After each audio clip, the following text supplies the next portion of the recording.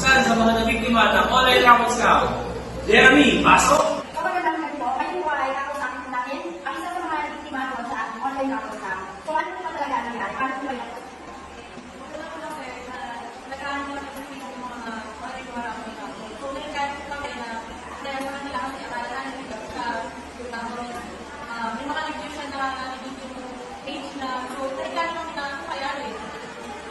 Sabihin mo, ano po yung naipangako sa inyo or na talaga hindi yung sinabi?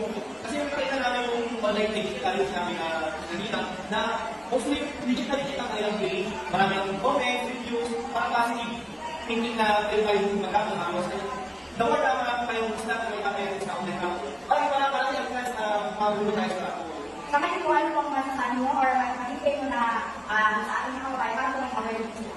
Ako naman, ang masasabi ko sa mga nanood natin, na sana maging vigilante tayo sa mga online page, lalo sa mga raffle na ito, lalo hindi natin nakikita kung gusto natin hindi mga kausap natin. So, dapat maging handa tayo, maging laki ka sa mga kinalabas natin nila, kasi ang pera natin dito, hindi gano'ng maliit, dahil natin kaya maraming gusto na kung bakit na pinasa ng pera. Kaya kung sabi namin sa mga tagapanood na maging maingat dahil sa mga online scam na nangyayari.